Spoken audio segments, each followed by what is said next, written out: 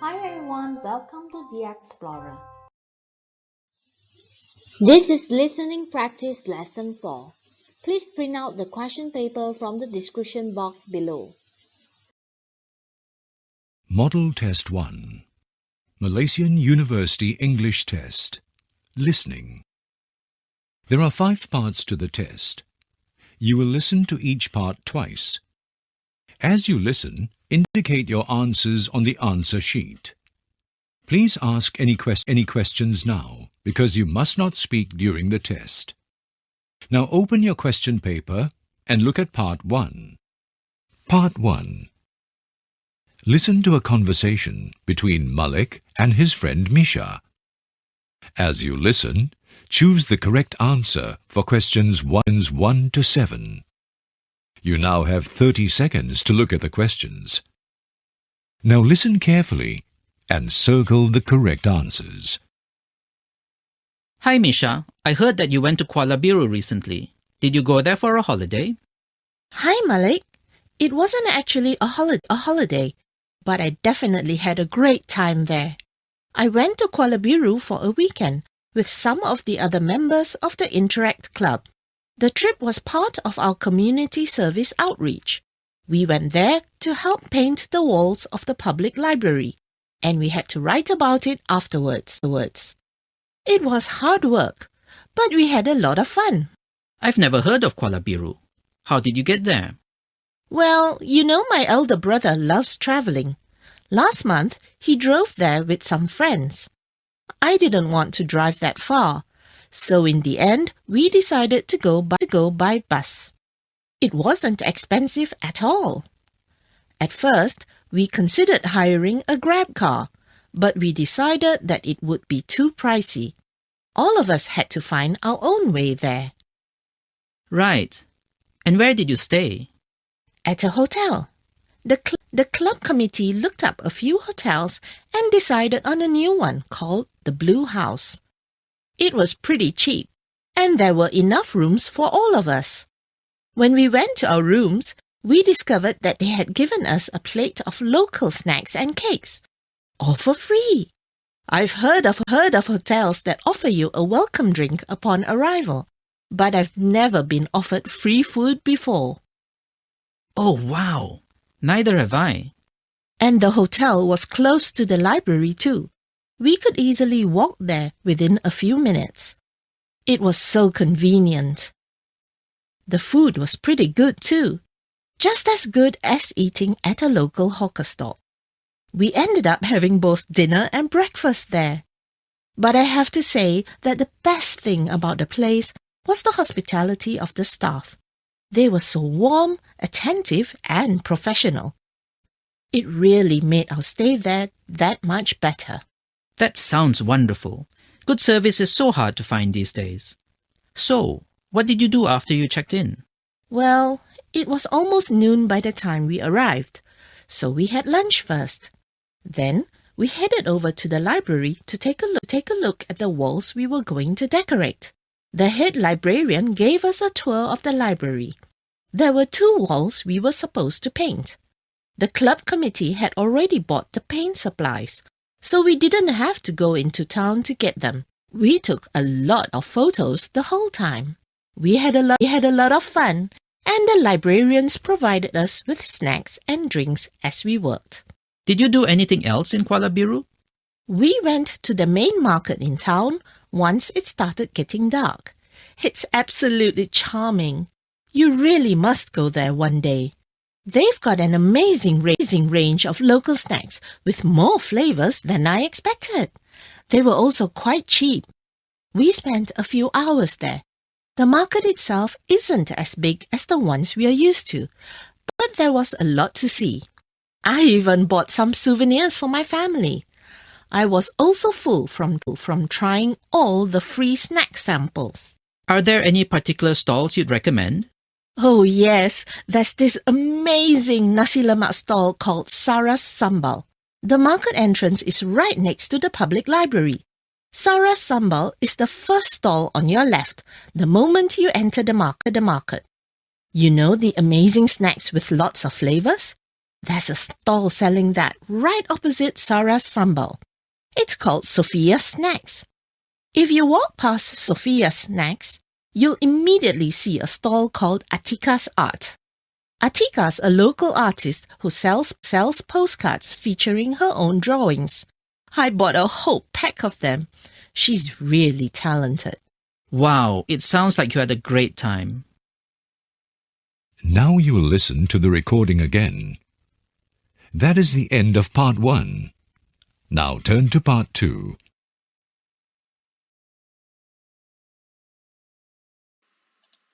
Part 2.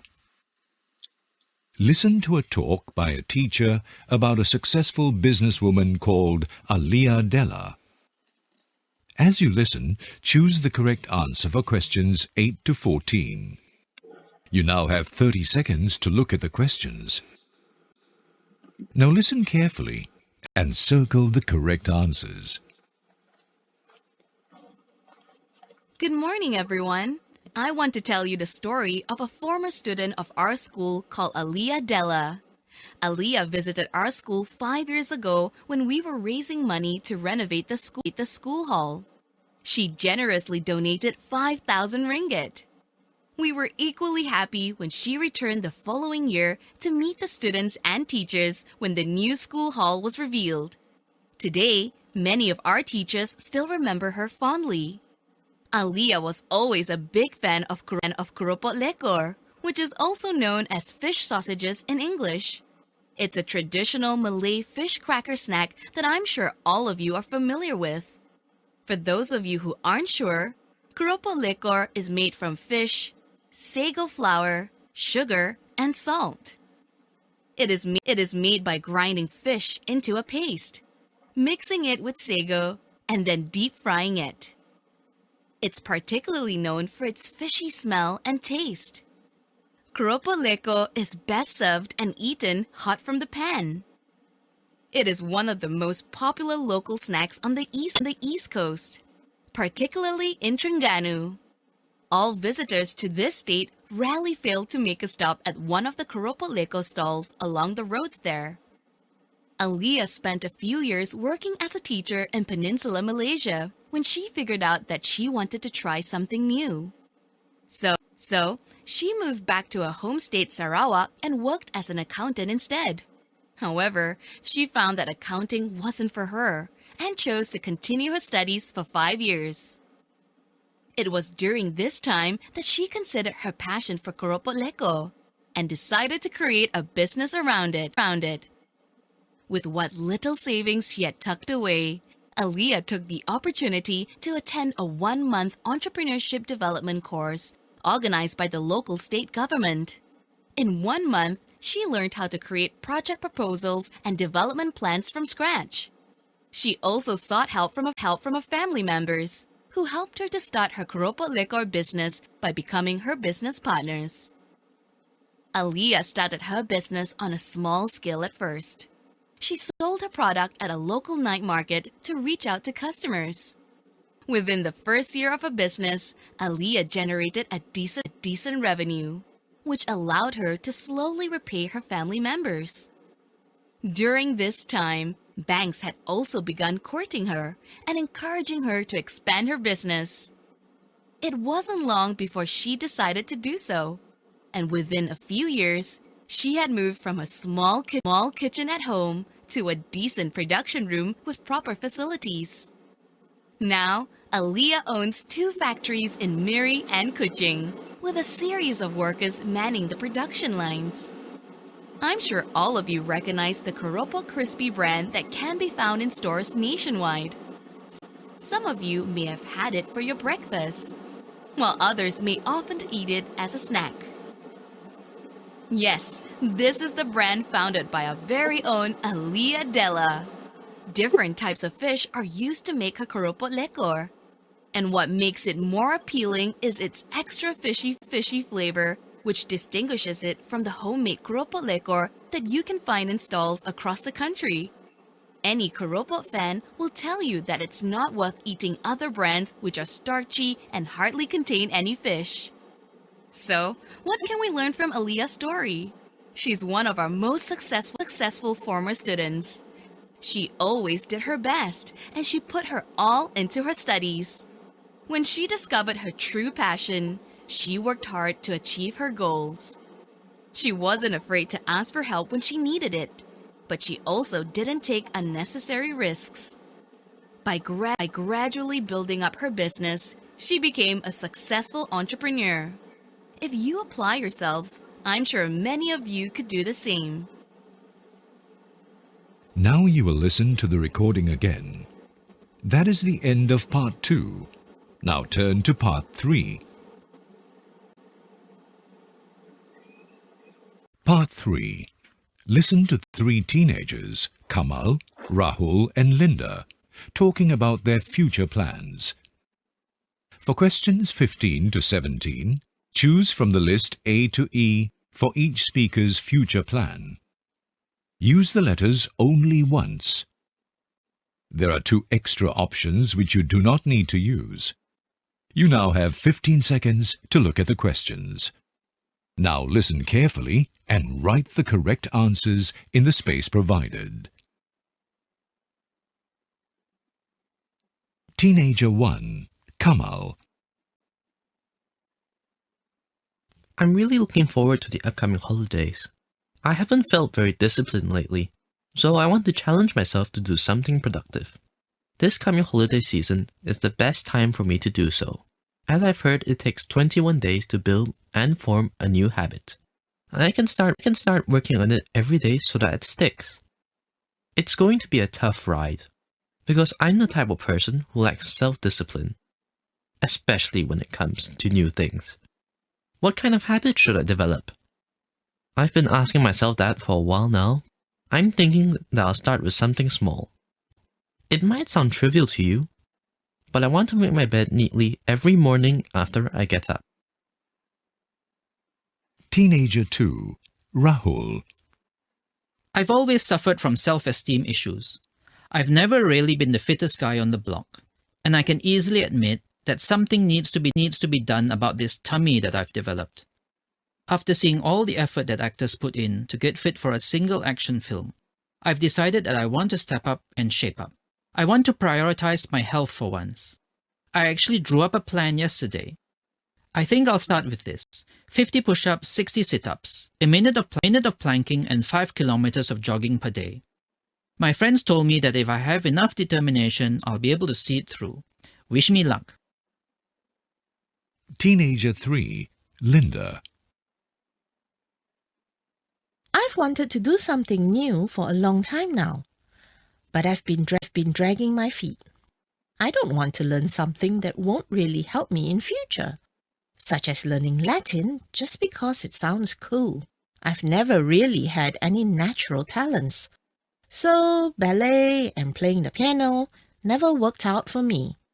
I'm considering learning how to use Photoshop, picking up a globally relevant language like Mandarin, and even public speaking, since I may need to do public presentations over the course of my career.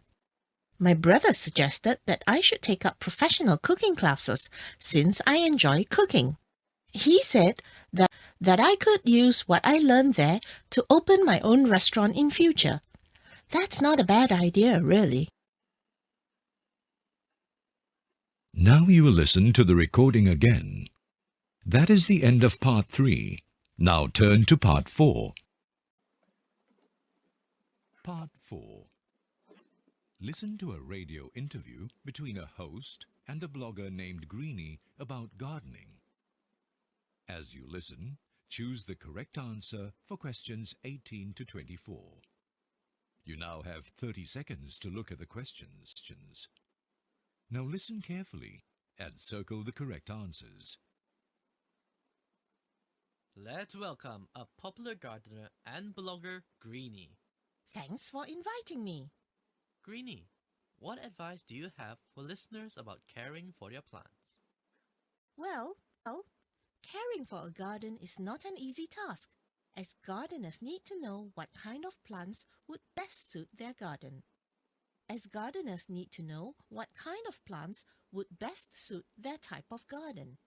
For example, if you only have a tiny patch of land, it's probably a bad idea to try growing fruit trees there, as there wouldn't be enough room for their roots to grow.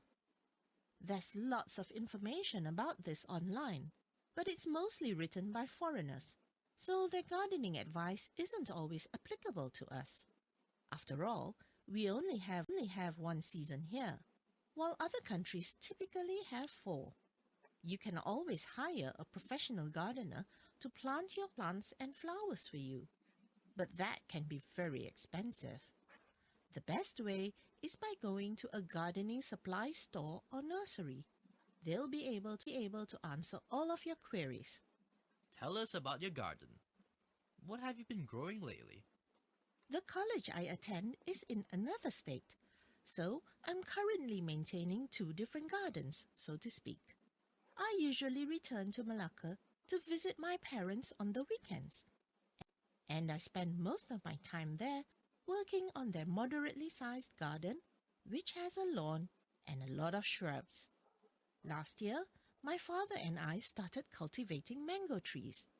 We're still waiting for them to bear fruit, but we're quite optimistic about it, since they are growing well. During the weekdays, my garden is largely an assortment of houseplants. When did you start gardening? As far as I can remember, I was always interested in plants.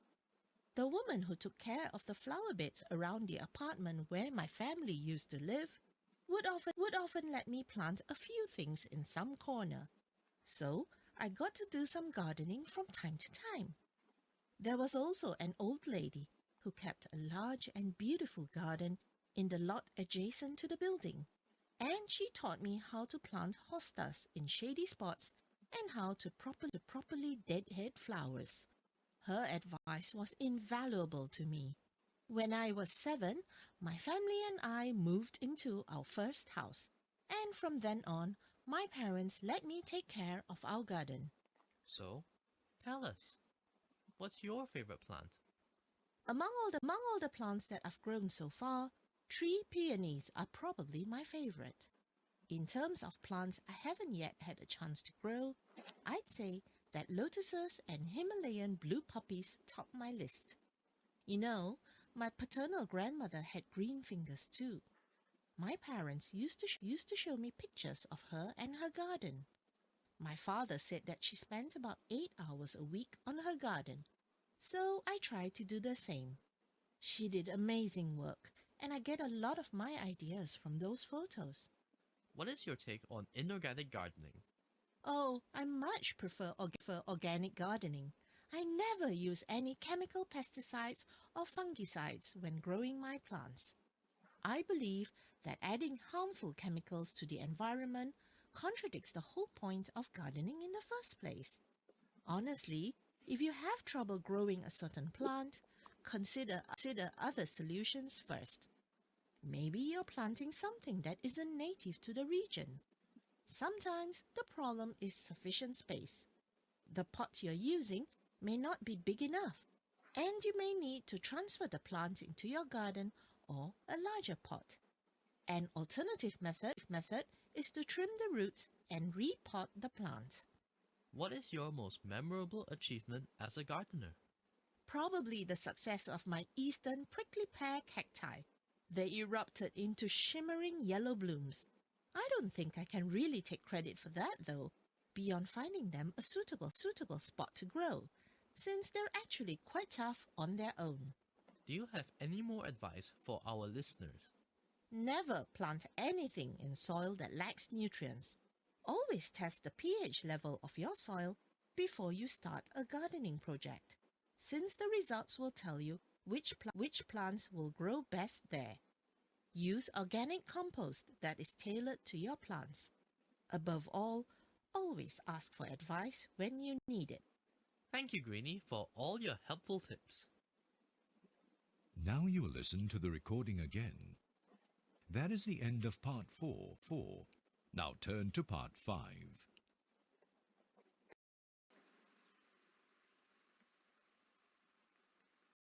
Part 5. Dialogue 1. Listen to a promoter talking to a customer about a one-day skydiving program. As you listen, choose the correct answer for questions 25 and 26. You now have 15 seconds to look at the questions. Now listen carefully and circle the correct answers. Hello, have you ever thought of skydiving? Well, if you're craving for an adrenaline rush, now's the time to try it out. What? Are you joking? Well, our company is having a one-day-only skydiving promotion for beginners at the 𝗗𝗪𝗪𝗡𝗟𝗢𝗪 Skydive Park. Oh, that sounds interesting. Tell me more about it. We have a specially designed course for beginners to experience free fall. To participate, you must be 18 years and above. If you are under 18, you must have your parents' permission.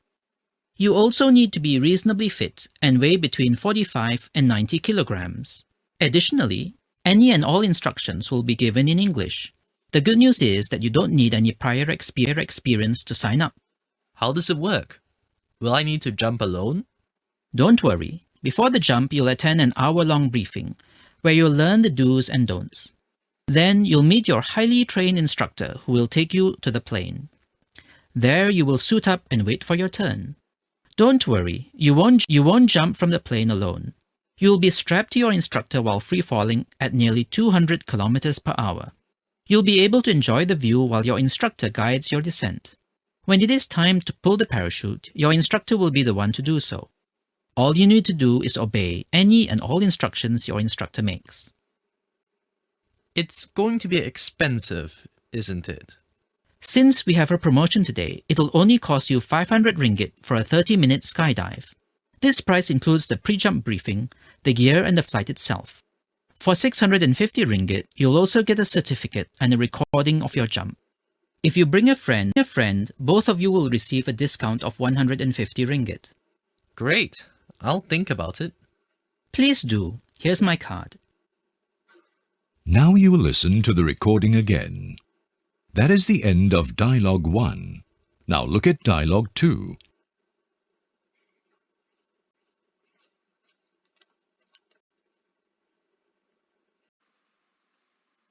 Dialogue 2.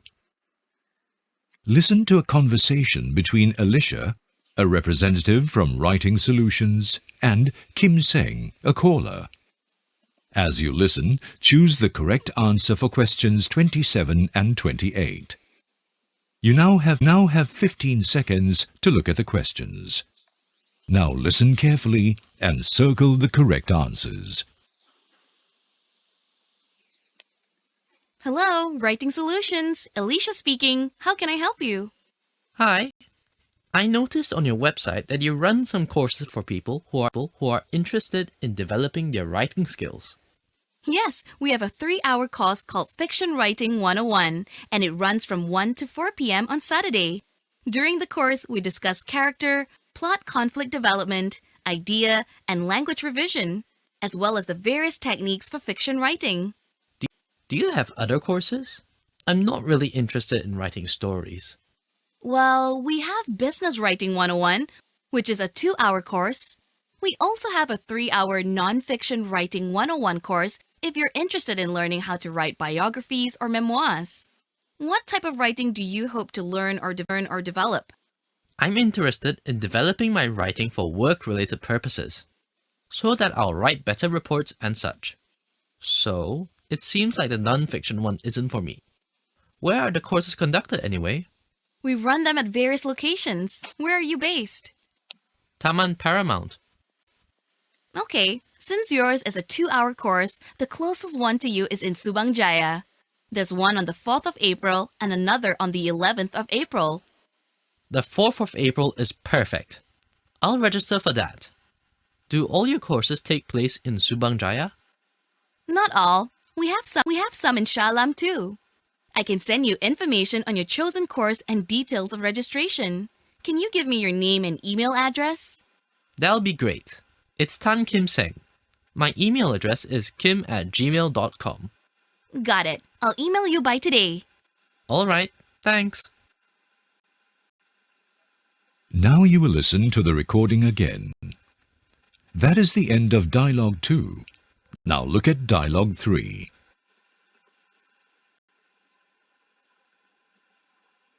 Dialogue 3. Listen to a conversation between two students, Nora and Aaron, discussing their college project. As you listen, choose the correct answer for questions 29 and 30. You now have 15 seconds to look at the questions. Now listen carefully and circle the correct answers. Aaron, what are we required to do for this project? We are supposed to investigate brand consciousness. So, for that, we need to gather data on the topic, and to do that, we need to create a questionnaire. Then, we have to write a summary and do a presentation. A summary? I thought it was a report. Let me check.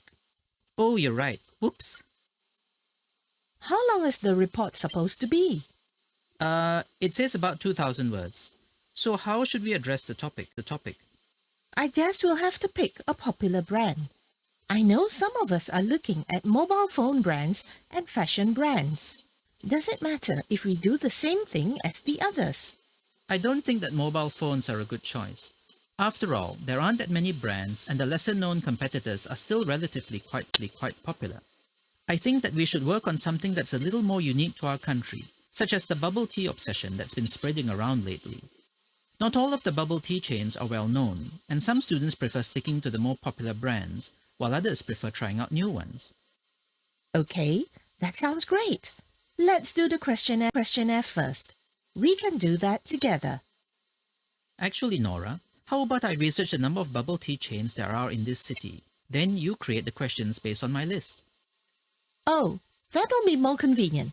Okay, let's do that. We can conduct the interviews together, since we'll be in the city center. It'll be safer if we're working as a pair. Oh, that's true. We should be able to get ample data to analyze and interpret from there. Then we can just compile our report for the presentation. Sounds good. Now you will listen to the recording again. That is the end of Part 5. That is the end of the test. Please stop now.